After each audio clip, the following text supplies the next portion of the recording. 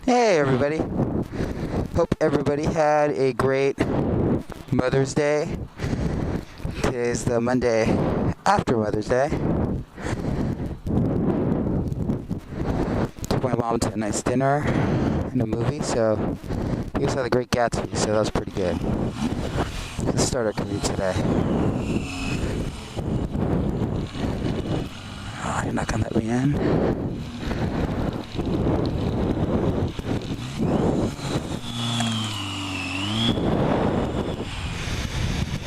This is a better mic. I was making some videos with a weak mic. This is the more the omnidirectional mic. So as long as it's near your mouth, you should be able to pick up my voice. The other one was a piece of crap.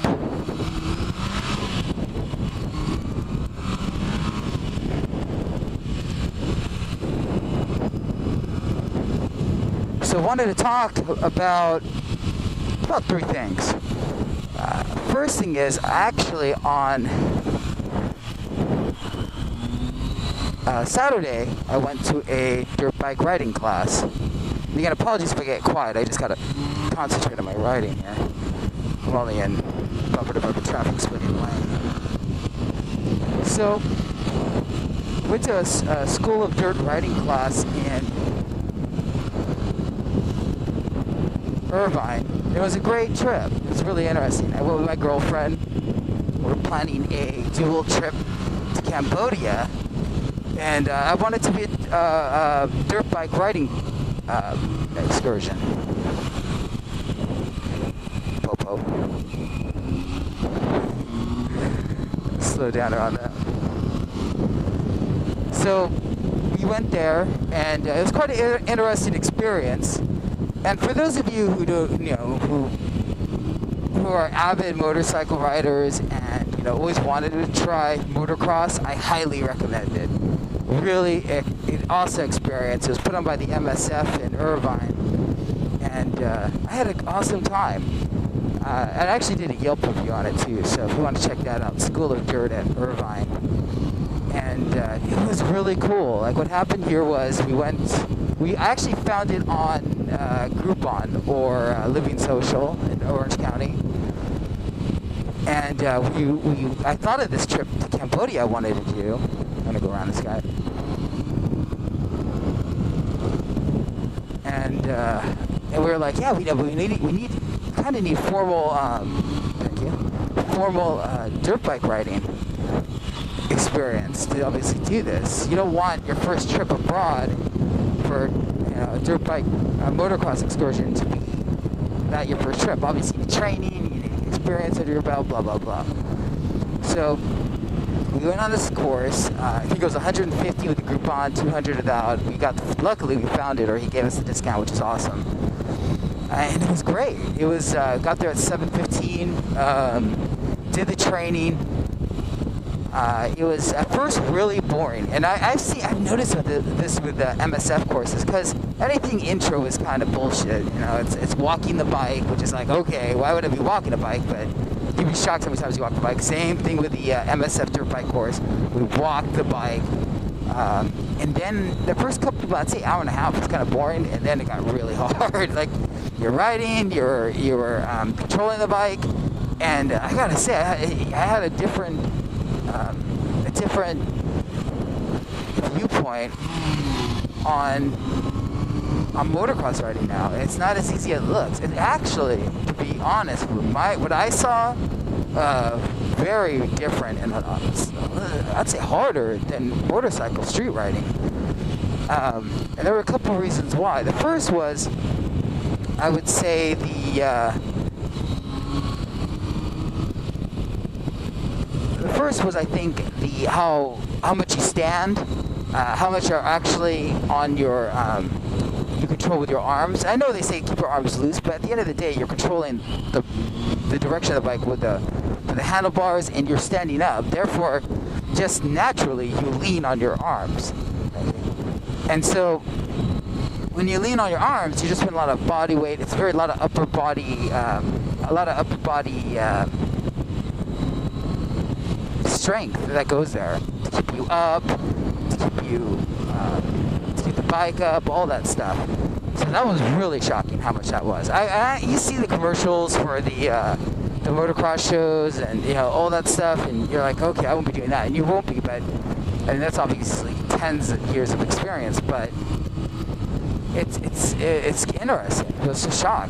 And then I always heard this about motocross, that if you motocross and switch over to motorcycle riding, street riding, it makes you a better rider. Couldn't agree more. I mean, the amount of balance, the amount of strength, the amount of looking ahead, all that stuff is like way more than on motorcycle riding. I mean, yeah, motorcycle riding, you have inner dangers, you have people jumping out, traffic like we're doing right now, splitting the lane. But with the motocross, it was really different. I was shocked how different it was. So, that was really interesting. So we took the course, and it was great. My girlfriend took it, and I think she had a little bit of problems, and I think that's just because she's, females tend to not have as much upper body strength as males. So even if you're even a male, like you have to be a little actually in shape. I was kind of shocked, and I'm in shape, and even I struggled a little sometimes. So if I was hurting, I know she was hurting, and I know that if one of the, a couple of the guys in the class were in shape, I know they were having a shitty time.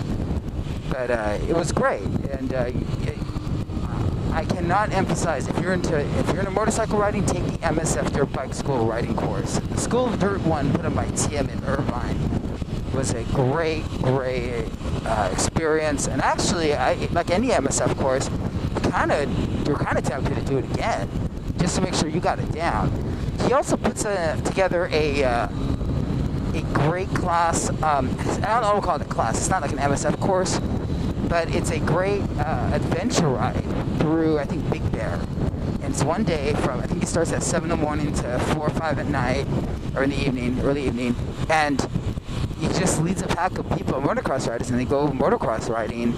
But what's great about it, it's supervised. It has him. I mean, you can't really have that much, too much instruction there. And you kind of wing it, and it's okay. It is kind of steep, guys. It's $300, but just to rent a bike, it's like almost $200 too. Actually, $100 without the gear. So this is complete without the gear. You need gear, everything. It's $300, which ironically is not that bad. It sounds bad. Like first, you're like $300. That's like, that's a good third of my car insurance for the year. Yeah, you're right. It is. So it's not cheap. It's not cheap, but I think I would highly recommend down the road taking that, especially if you're going to do a long excursion. Me and my girlfriend are planning to go to Cambodia, so we are, we're going to go around this guy too. So we're planning to go to Cambodia, and we just need some experience. So I thought it was great. That was awesome. Oh, fuck, this guy too? So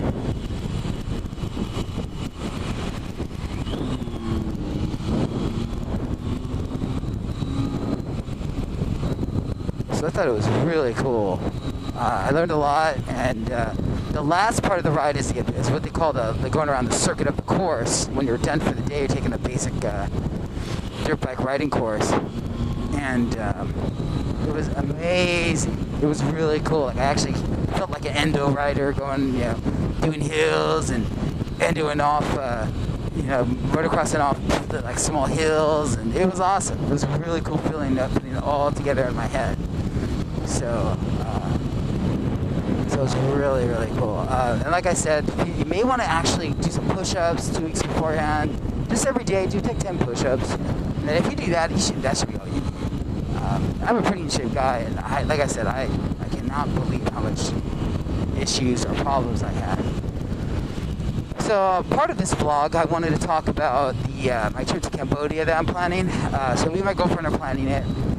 It's going to be probably a 2-week excursion, either a week and a half to 2-week excursion through Cambodia on motorcycles. And we found this great vendor I actually found it on Lonely Planet, and I looked them up, and it seemed to be the real deal. And Lonely Planet actually pseudo recommended them. That's what was so weird. They're like, oh yeah, they're fun and friendly, and they're efficient. Their cost point is quite efficient. So I checked it out, and it seemed like it was the real deal. And I think it came out to like an 8-day, well, that was close, 8-day excursion for like, 6-day excursion. No, actually, you land, they count that as a day. You leave, they count that as a day. So really, it was 6 days. It was actually a 4 or 5-day excursion for $850 or so. So, and that includes accommodations. Does not include insurance. Does not include beverage, water, all that stuff. So, not bad. You know, insurance, that's probably getting an extra $20, $15 a day, to be honest. And kind of looks like I'd be worth it. So, I think I'm gonna go for it, guys. I'll let you know how it goes. And shoot, I'll even bring the GoPro along for that. That seems like a really cool excursion. It's just across the 405 freeway going westbound towards Santa Monica towards the Water Gardens.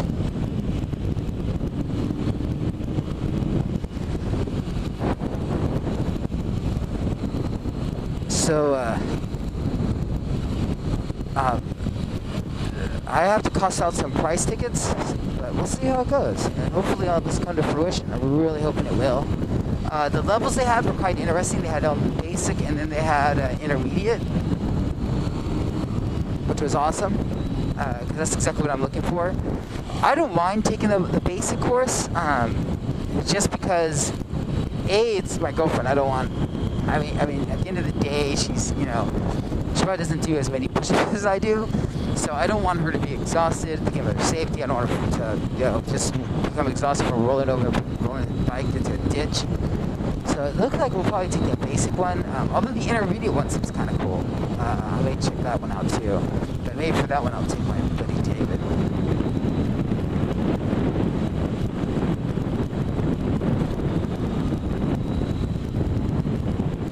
Here we come.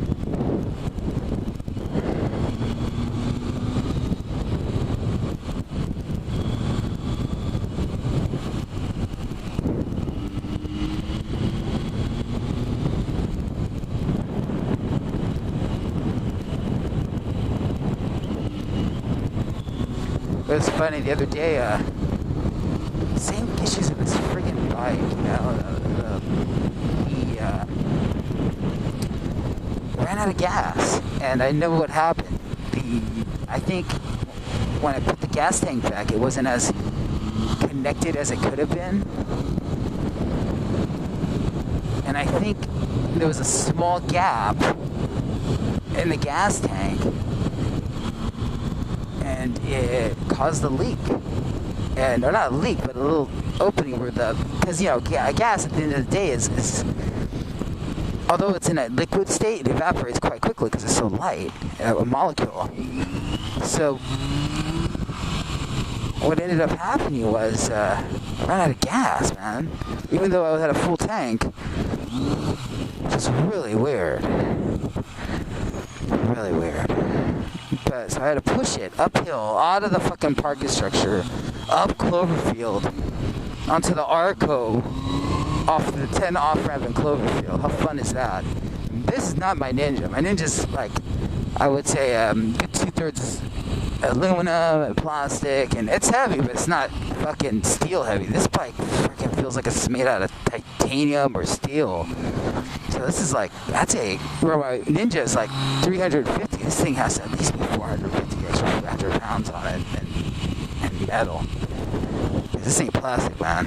So, which is kind of interesting, because every time I drop my Ninja, there's not that much damage. I guess the plastic fairing gets fucked up.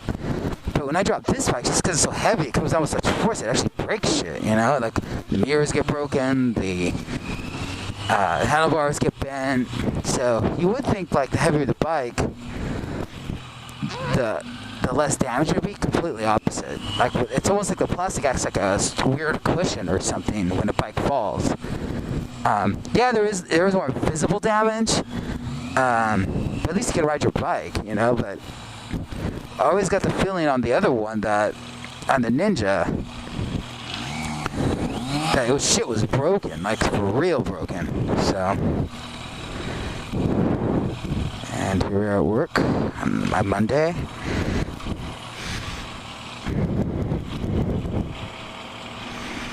Alright guys, talk to you next time. I got here quick.